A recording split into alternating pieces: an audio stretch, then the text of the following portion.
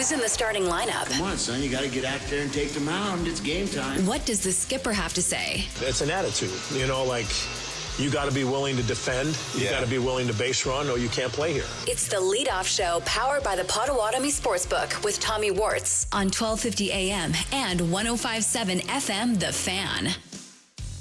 Welcome into the Leadoff Show, second one of the day, live from the 1250 AM, 105.7 FM The Fan studios, powered by the Potawatomi Sportsbook.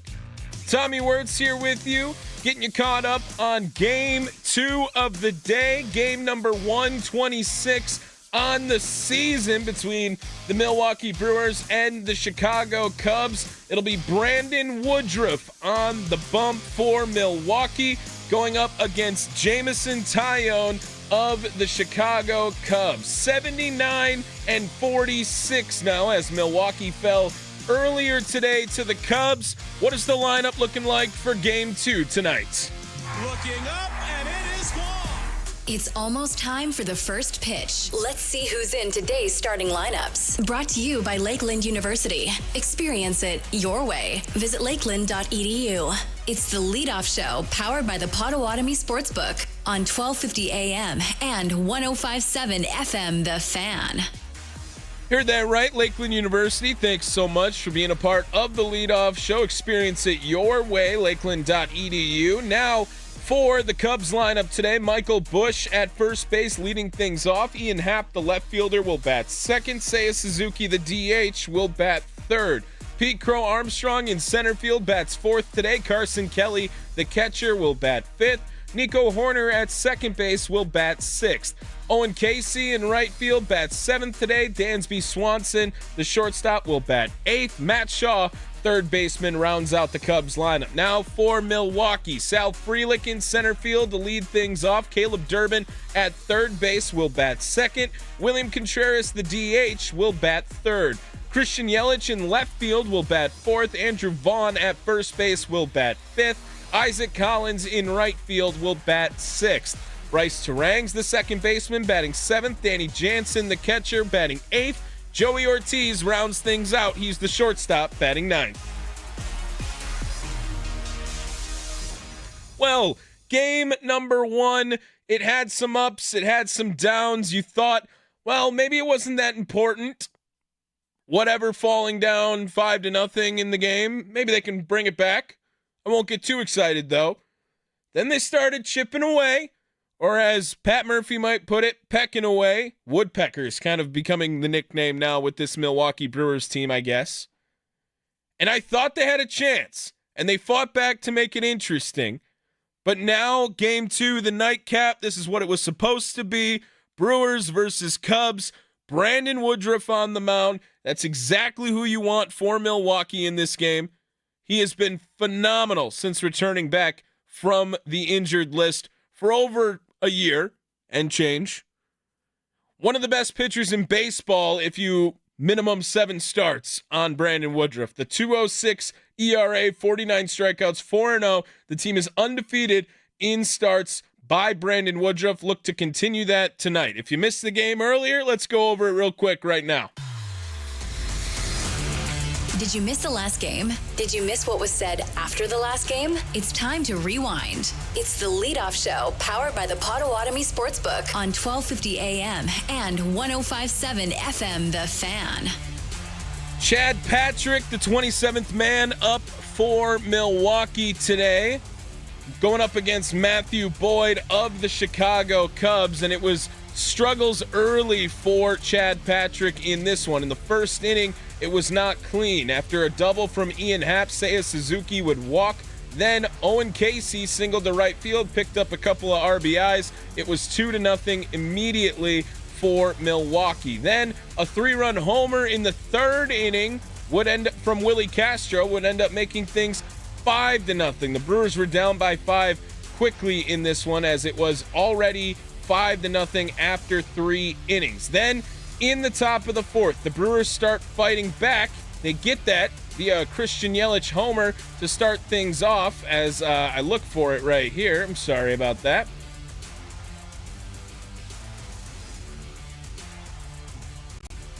And And Yelich sends it high and deep to right. This one is way back there off the scoreboard. Christian Yelich with a tape measure shot down the right field line. And right away, the Brewers get one of them back.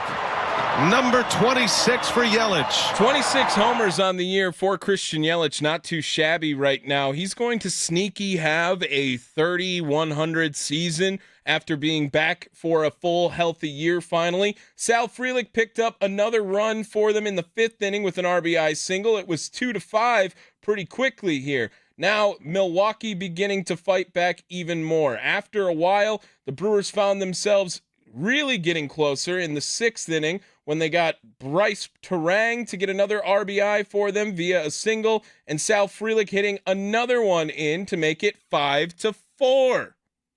Keller deals. Frelick turns on it. A base hit into right. Terang on his way. Throw comes all the way in, and everybody's going to advance. Terang scores the run, and it's 2nd and 3rd for the Brewers. They are within a run.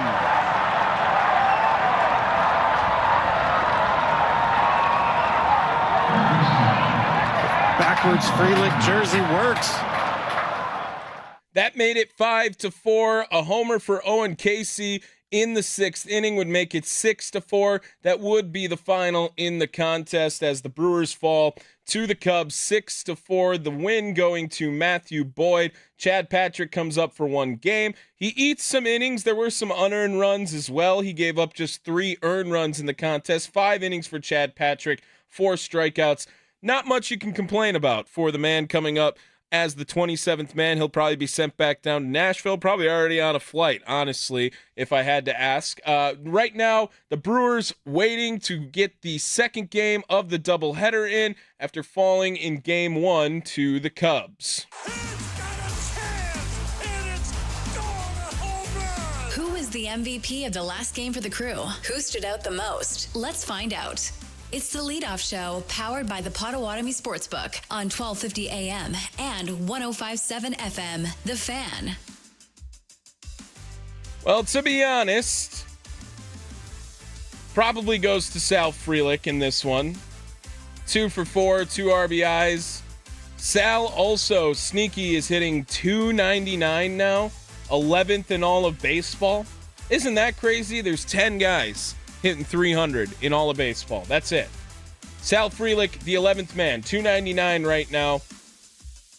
And another day where he gave them a shot, gave them a chance. Pat Murphy not too happy about it after the game. Here is the reaction from the skipper after the 6-4 loss in Game 1. How he responded after that. I mean, he wasn't hitting the spots necessarily, but he still should have been out of the inning. We didn't make the play at first base, which is unusual. Vaughn's been so great defensively.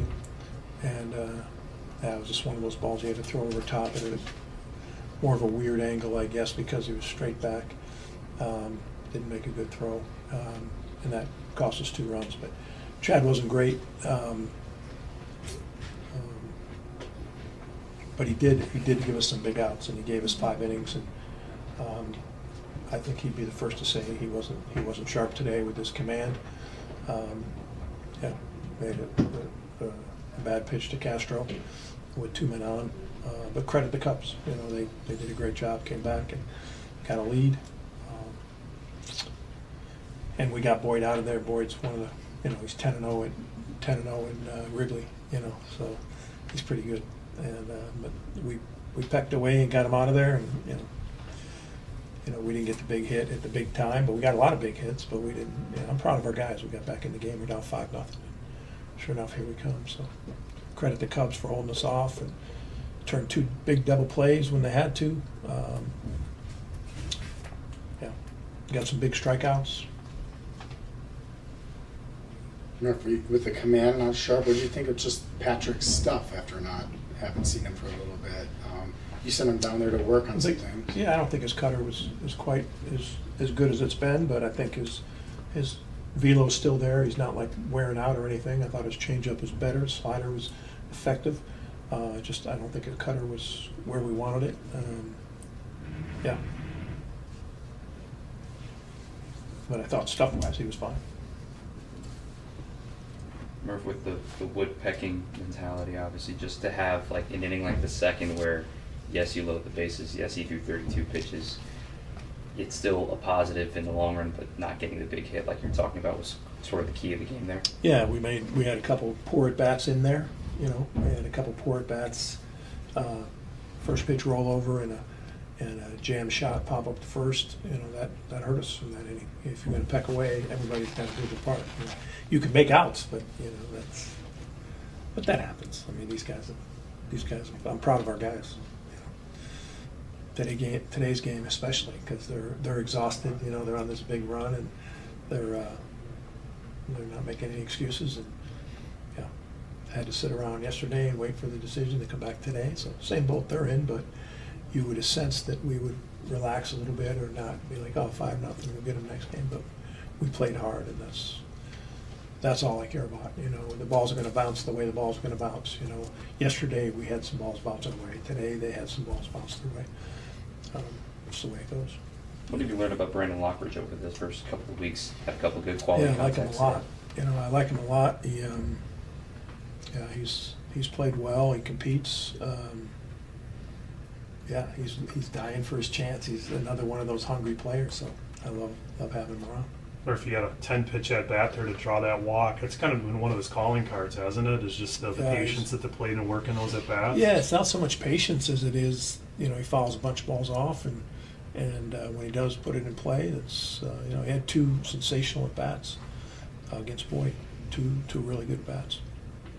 Murph, Shelby Miller, there was some electricity there, but then the homer was kind of a big homer for the Cubs. What do you see from Miller so far? Is he still working back to where you think he might? Yeah, he's only 3 outings out of since early July, whatever it was. So he hasn't pitched a lot. He didn't know exactly what his role is right now, and it's hard for him, new team, all that kind of stuff. And I thought he threw the ball good, and he'd like to have that one pitch back. But credit the hitter. The hitter did a hell of a job. Hit a ball 110 miles an hour to left center. There was a big run, and I'm sure Shelby feels awful about it. But I think he can help us. Any first impressions of that kid, Cassie? He looks like he's a big time prospect. You know what I mean? 6'12", and he's a redhead, isn't he? Is he a redhead? Yeah. Yep. There's not too many redheads in the big leagues that can't hit. You check it out. They don't bring redheads up here if they can't hit. So a redhead can hit. Yeah. The player he is, but he's a good-looking player.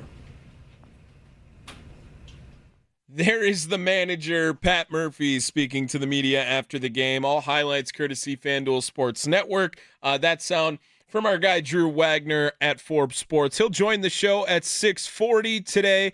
We will have a Potawatomi Sportsbook parlay for the people coming up at 6:20. It is the leadoff show. Tommy Wortz here with you, getting you caught up all things Brewers Cubs ahead of game number 2 of the doubleheader today. Chad Patrick, as you heard from the manager, Pat Murphy, maybe not necessarily his best stuff he's had at the big league level, but it hasn't really translated well to the big league level with run support for him either during that time. He came in today with a 3.5 ERA. It goes up just a little bit. Patrick now with a 3.61 ERA in 19 starts. That's nothing to scoff at by any means. He spoke to the media as well after coming up and being the 27th man for the Crew in Game 1. What adjustments did you make as you got deeper into the game today? Forgot what it was like to pitch in a big league game again. I felt like I had some first inning jitters. It's just exciting, I was excited to be out there. But I mean, it just felt like I got more comfortable, more in a rhythm as the game progressed. What about that first inning? I slipped on the half double on the mound, so I missed my spot down and in. I was supposed to be out tonight. And just kind of worked around Suzuki there a little bit. And then got the jam shot to third there and on Pete Crow, and things happened. So I got the ground ball I wanted to first, and so. How tough are those, Chad? You feel like, oh man, I made the pitch, and then you gotta focus on the next guy. Yeah, just gotta stay locked, make the next pitch, and go from there.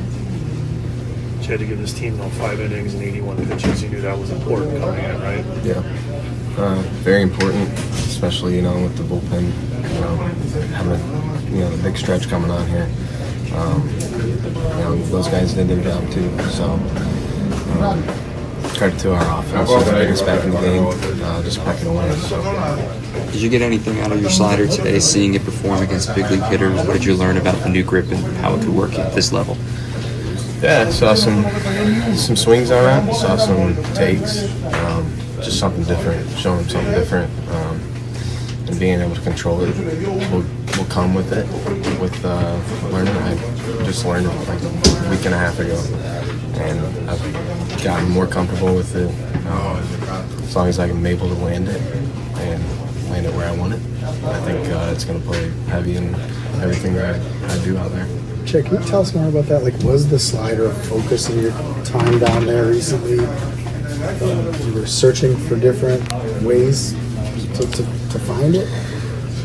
Yeah. I mean, I had gone back to an old grip that I've used before, and we kind of moved the thumb up. Just didn't feel like it was working as much as I wanted it to. And then Justin messaged the pitching coach down there, showed me like a spike. Just said keep playing with it, and so kept playing with it. Threw it against Durham, and I got some swings on it in the morning, close to the zone. So I felt gave me confidence with it, knowing that it's doing what it's supposed to do. Big league game a week and a half later. Is it a little uncomfortable to have to do, or you just have to go for it? I think it's just being confident in it. I feel like I have that with this grip, and just kind of go from there, and I can focus more on my cutter and all the other pitches, and not focus so much on the slider that I haven't.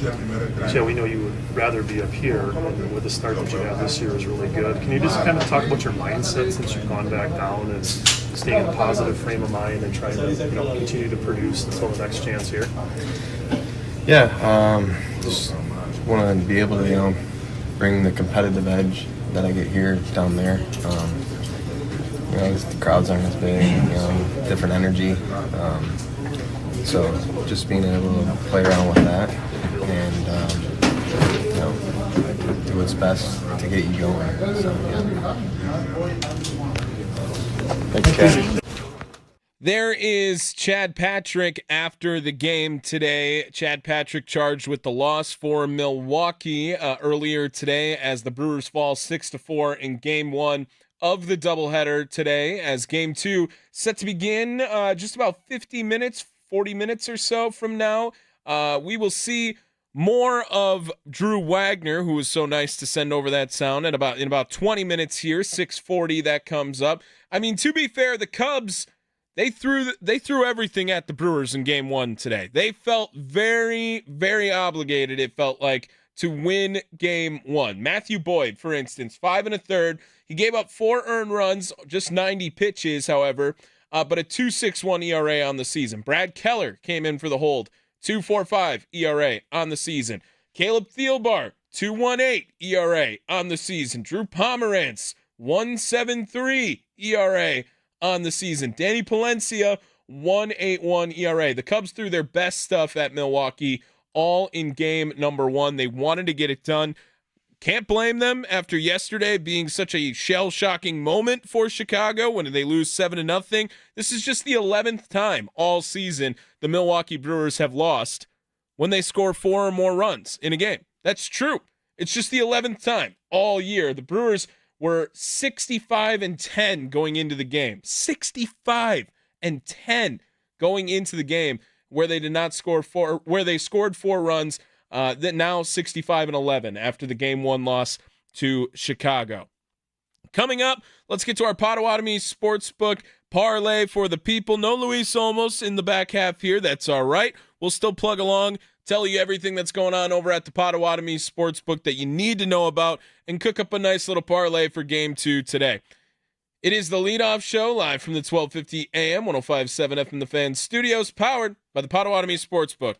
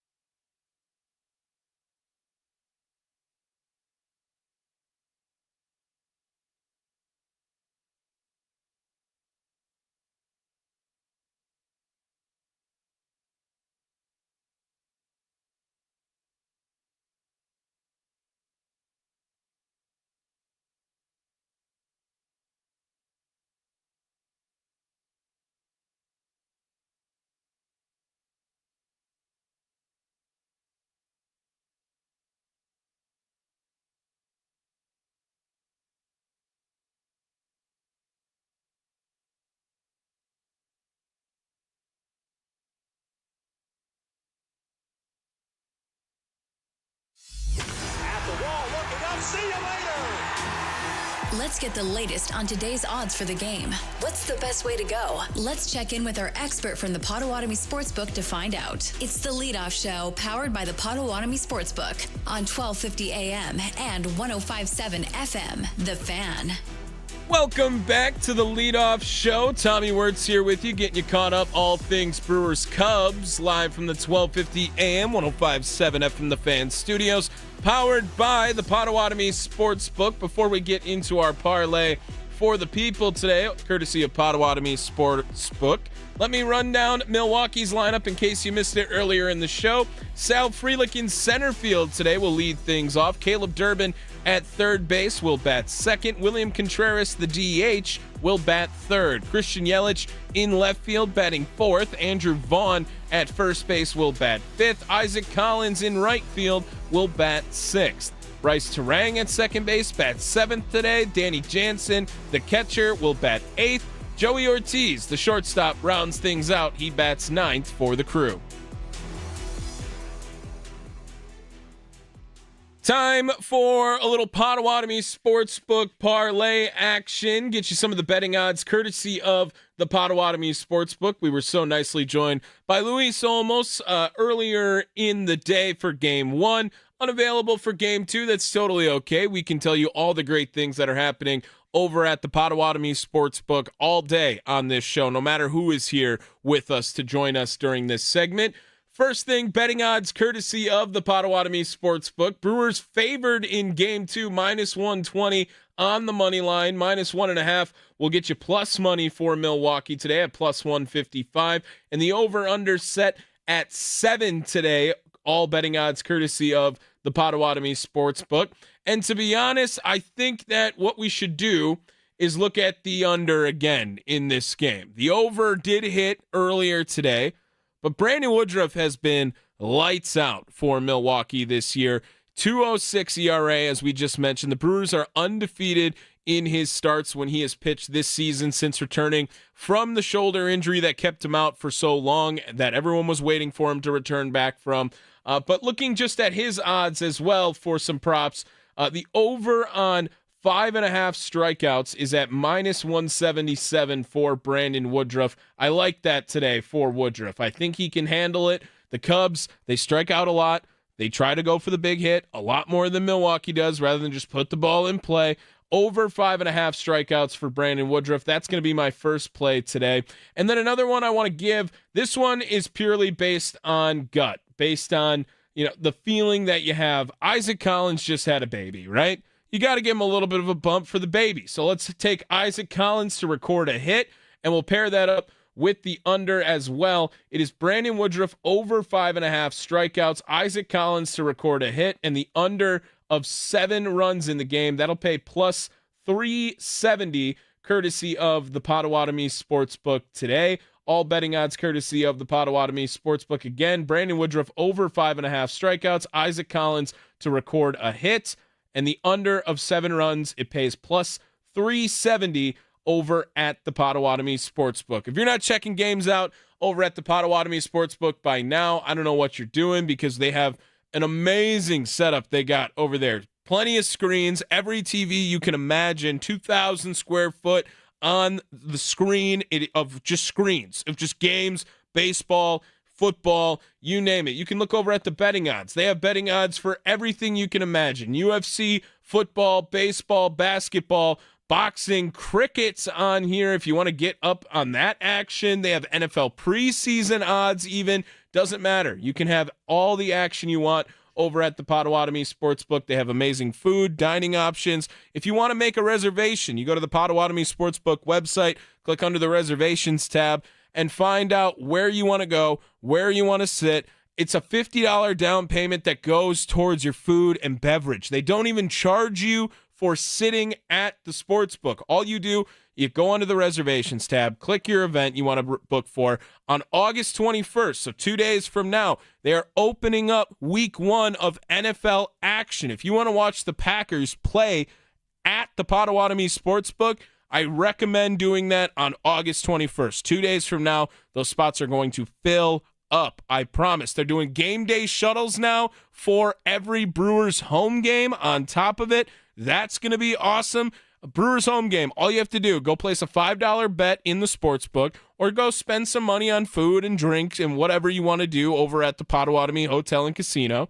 You place that, you get on the shuttle, you go watch the Brewers win, you come back from it, they're going to give you free play on the bus. If you come back on the shuttle, it's an insane deal. I can't believe it. You park for free, you save $40 easily right there just that day. If you go park at the Potawatomi Sportsbook, go place a bet. You could win money, actually come out ahead of the game if your bet goes well, and then you get free play to go back to the Potawatomi Hotel and Casino.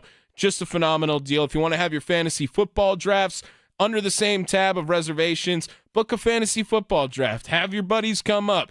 Go ahead. They got a draft board. They have a podium. They're going to give you food and drink as well to go with that. You can even rent out their top sky deck level, which is so awesome. That is exactly where I would want to sit if I was having my fantasy football draft. It's a little bit private, but you still get the environment as well, and they have great options over at the Potawatomi Sportsbook. Check them out. One more time, parlay for the people today.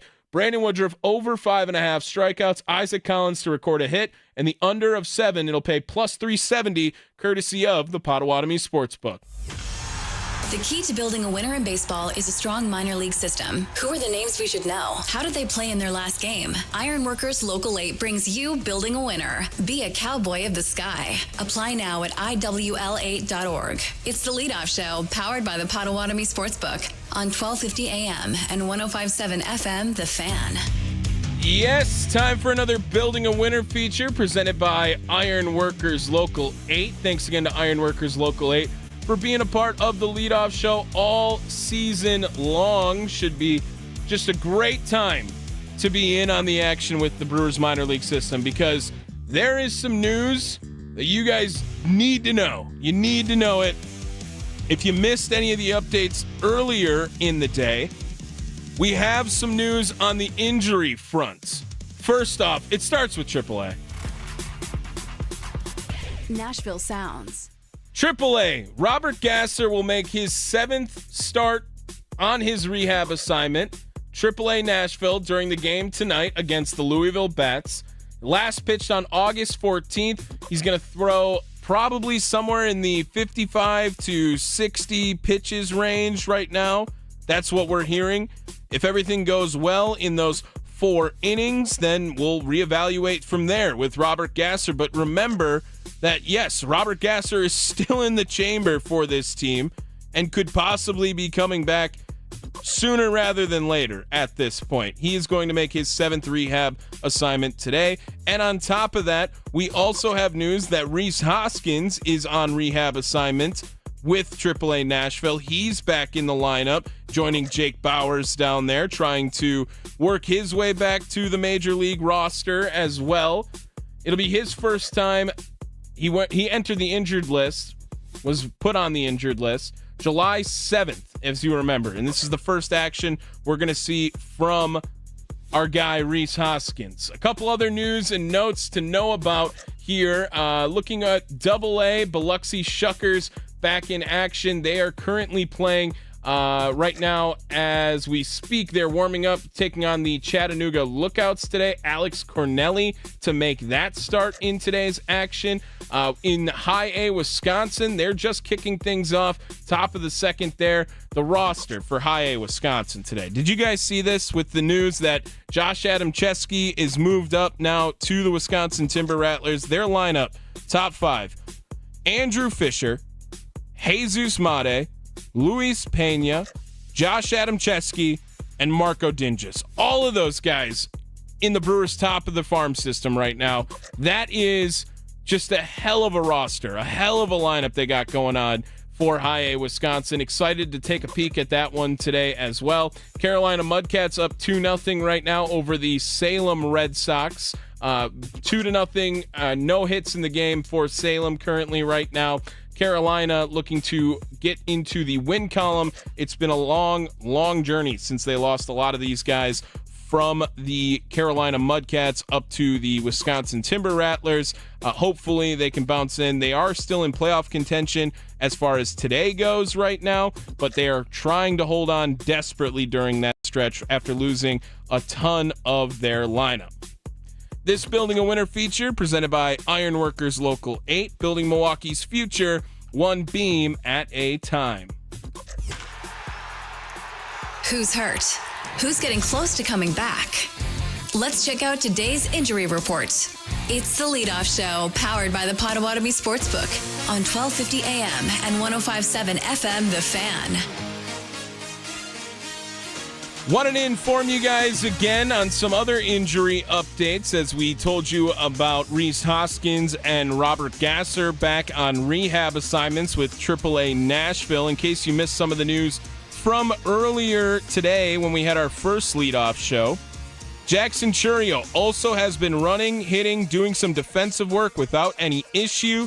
He is slated to start his rehab assignment on the 22nd of August, so 3 days from now is when we can see Jackson Churio back working with AAA Nashville. Rob Zastryzny still progressing on his rehab assignment in Nashville. Could be back by the end of the month. So who goes down after Rob Zastryzny comes back up? That'll be another question to talk about. DL Hall still recovering from his mild oblique strain. Potential mid-September return is what we're hearing for DL Hall. And Logan Henderson still getting treatment for his mild flexor strain, aiming for a late September, early October return. Sounds like his season might be over for Logan Henderson. All those injury updates, courtesy of our good buddy Andrew Wagner, is going to join the show in a few minutes here, about 5 minutes before we talk to Andrew Wagner. Let's do another segment that we like to do when the Cubs are on the ledger. Nobody likes them. Craig Counsell returning to American Family Field. We all want to see them lose. It's not my job to tell people how to feel about something, or even to figure it out. Let people feel how they want to feel, and I'm good with that, and I think it doesn't have to be all positive. It's time to eye up the enemy for today's game. It's the Leadoff Show, powered by the Potawatomi Sportsbook on 1250 AM and 105.7 FM, The Fan.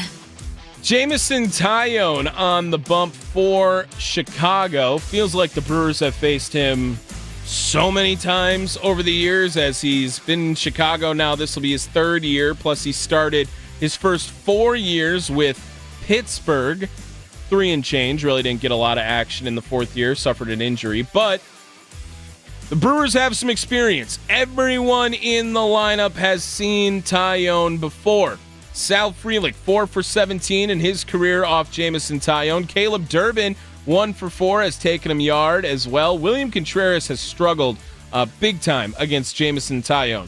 3 for 21 in his career. That's a 143 batting average against. Christian Yelich, on the other hand, he's a stud. He's an MVP against Jameson Taillon. 12 hits, 35 ABs. That's a 343 batting average, has 2 homers as well against Jameson Taillon. Andrew Vaughn has homered off of Taillon in the past. He's 2 for 6. Isaac Collins is 0 for 3, looking for his first hit. That's in the parlay for the people today against Jameson Taillon. Bryce Terang, 4 for 18. That's a 222 batting average. Danny Jansen and Joey Ortiz have 1 and 2 hits, respectively, against Jameson Taillon. Now, for Brandon Woodruff, he hasn't pitched against the Cubs all that often in recent memory, but the guys who have been around have faced Brandon Woodruff quite a bit. Ian Happ, 8 for 34 in his career against Brandon Woodruff, has 3 homers and 11 strikeouts. That's a 235 batting average against. Seiya Suzuki has seen him very well as well. 5 for 8 with a homer, 3 RBIs in his career against Brandon Woodruff. Carson Kelly's 1 for 2. Nico Horner has had the most struggles. He's 2 for 18. That's just a 111 batting average against. And Dansby Swanson, 5 for 15, has a homer. He's batting 333 against them. Should definitely keep an eye on those guys against Brandon Woodruff. Coming up, we're going to talk to Drew Wagner, Forbes Sports, pick his brain a little bit after game 1. He's tweeting me pictures of his food that he has over here. Now I think that he's trying to brag for me. It seems like the spread in Chicago is just awesome. So if you can, get a press credential, go to Wrigley Field. It seems like they hook you up pretty nicely over there. It's the Leadoff Show, live from the 1250 AM, 105.7 FM The Fan Studios, powered by the Potawatomi Sportsbook.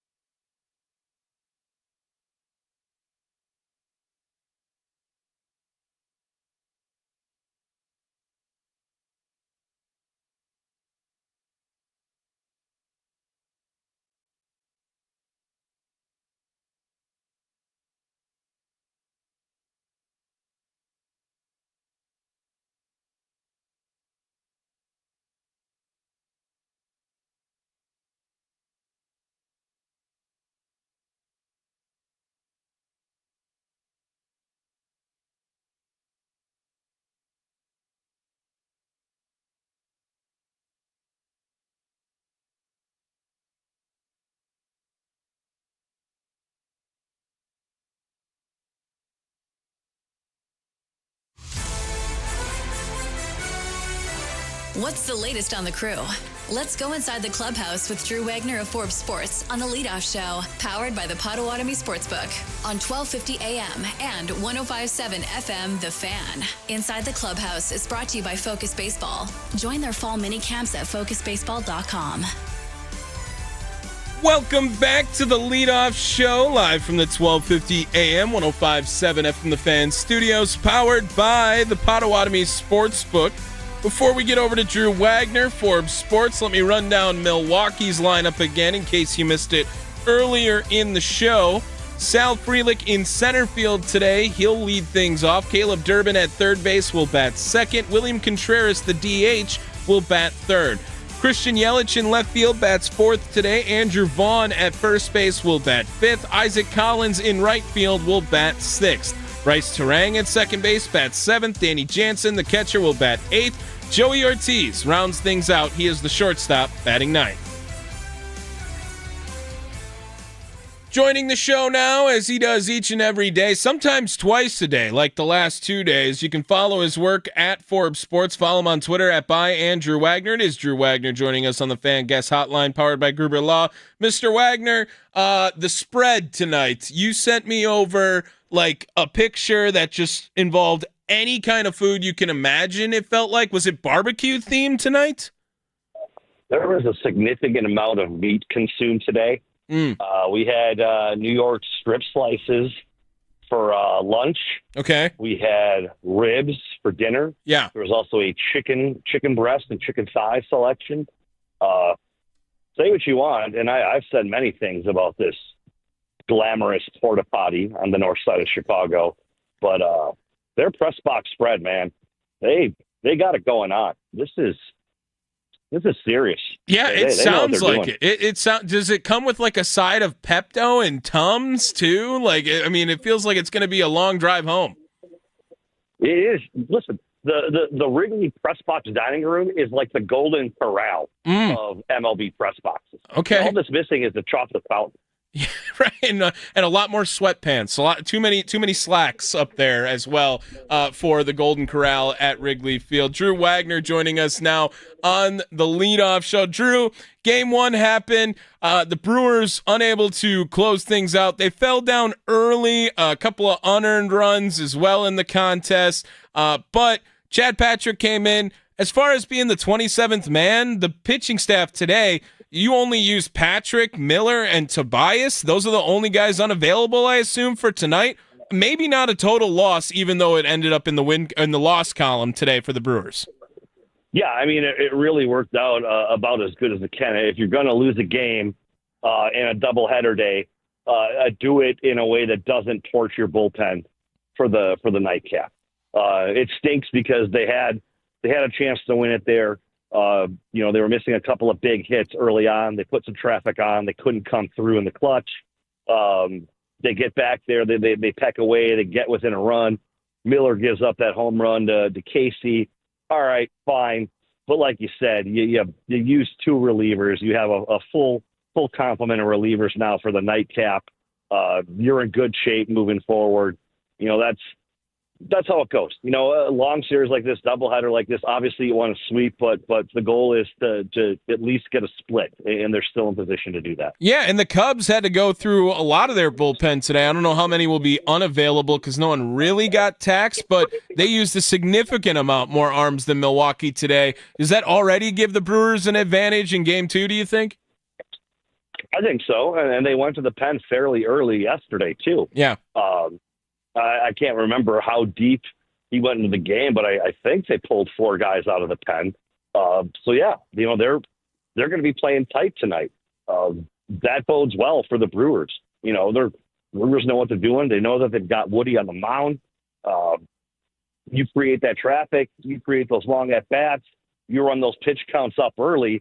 You're putting yourself in good position to have a fairly successful night. Drew, did you know that was only the 11th time all year the Brewers scored 4 runs in a game and lost? They were 65-10 going into that if they scored 4 runs or more in a game. Is that maybe like the most remarkable stat of all the stats for the Brewers this year? We've had a lot of those crazy numbers, haven't we? Yeah. It seems like every day there's a new fun with numbers installment, and that one Yeah, and that ranks right up there. You get those 4 runs, and that's pretty much hook, line, and sinker. You're done. It was a rare occasion today that they couldn't get it done. And listen, you felt even going into the 8th and 9th inning, you still felt like they had a chance. Only being 2 down, you're like, that's nothing. So it's a little shocking, and not a bad way. It's just a little surprising that they weren't able to pull it off because they've been really good at doing that lately. Yeah, once you come back down 8-1 over the weekend, you can't turn any game off with this team. And they had the go-ahead run at the plate in the 9th inning. Contreras, the double play to end it. You can't win them all, right? That's just baseball. Drew Wagner joining us here on the leadoff show. Drew, want to ask you a little bit more. You were so kind to update everyone on Twitter with some injury updates today. And Rhys Hoskins is really the headliner on he is now returning to AAA Nashville on his rehab assignment. And I see today, just corresponding with that, I know they probably don't want William to catch 18 innings in a day. That makes sense. But is there more push to get Christian Yelich to get some more outfield work with the return of Hoskins looming because you can't take Andrew Vaughn out of the lineup at this point? No, that's what it's looking like. I mean, that's a decision that they're going to have to make. And fortunately, they have some time before they have to do it. I see Hoskins being a guy that maybe depending on the pitching matchups, you try and stack it a little bit. Maybe start sitting Yelich against lefties and under the guise of just giving him some rest so you can stock a few right-handed bats in there. Because, listen, let's be honest, Yelich, for all the good he's done this year, he's not great at hitting left-handed pitchers. Yeah. And I think as you go into the stretch there, especially with that logjam that you're looking at, I think you have to make a choice. And it may not be popular and it may be unconventional, but, if there's a way to get some more pop, when you're facing lefties, that might be the way to do it. Do you think that's more likely the way you lean as opposed to removing Collins from a lineup? That's probably the alternative, right, for the Brewers?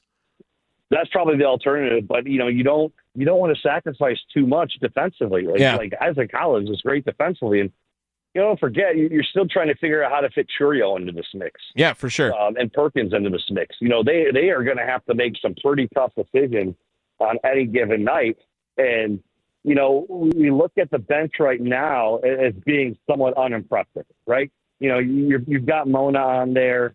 Who else is usually on there? Danny Jansen. Okay. Yep. You're looking at the possibility of having an Isaac Collins, of Lake Perkins, a Churio on some nights, a Yelich on some nights, a Hoskins on the bench. That could be a pretty formidable bench moving forward. Yeah, it seems like it. And Lockridge has been great off the bench, too, for them as a fourth. I mean, they have 7 outfielders, it feels like, at this point. Right. They have plenty of outfield help. It's almost painful that one of them would have to go. Could you see a way where Isaac Collins has actually worked into more of a utility role down the stretch, do you think? I mean, that might be. He's a valuable commodity. A switch hitter off the bench, especially one as good as him, is a pretty good commodity. And granted, he hasn't done it all year, but he does have the ability to play infield if needed. So you can do a lot with him. Maybe he does move into a utility role. Maybe it's one of those things where we cycle through a couple of positions, especially down the stretch. You assume the Brewers are going to lock this up fairly early, right? And if they keep building that cushion in the division, chances are they're going to lock up the top seed as well. And then, you're playing with house money at that point. So I don't think it's going to be that big of a deal for too long, just because I think they're going to be going into rest mode in the next couple of weeks.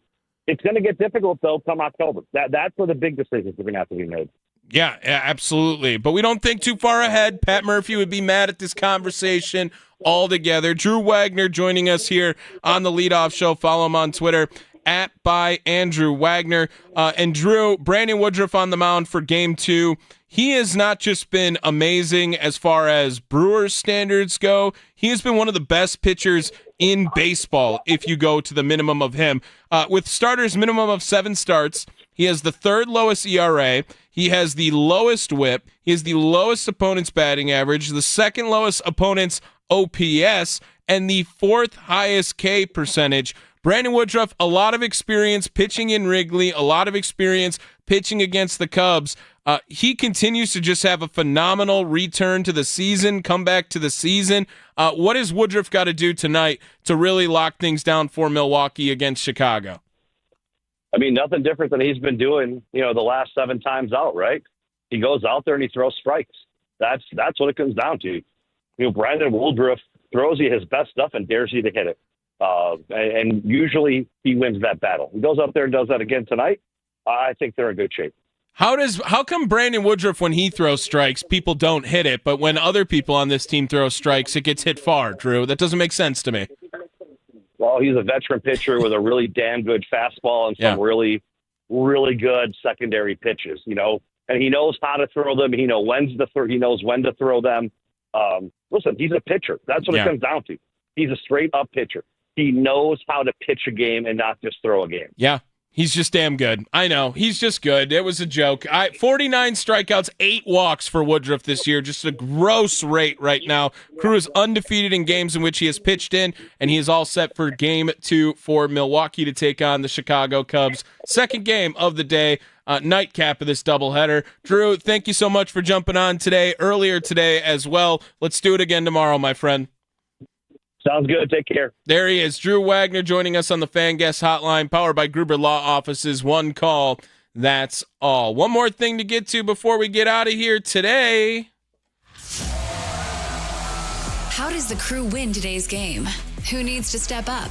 Let's find out with the keys to the game. It's the Leadoff Show, powered by the Potawatomi Sportsbook on 1250 AM and 105.7 FM, The Fan. Keys to the game, how we always wrap things up here on the Leadoff Show. Where do you point in this one? I'm going to say, let's go with Brandon Woodruff and the bullpen specifically. More bullpen work, right? They didn't get used a whole lot in Game 1 today. Didn't have to rely on them all that much yesterday. But late innings, right? Shelby Miller comes in, gives up a homer, kind of flips the whole momentum of the game. And maybe Woodruff gives you 6 strong innings. That's not something that's unheard of out of Brandon Woodruff so far. He's done a very good job, actually, of going deep into games and earning quality starts when he's been on for Milwaukee. But you can't have those momentum shifts late in the game. The Brewers are so good at just applying pressure all throughout a game.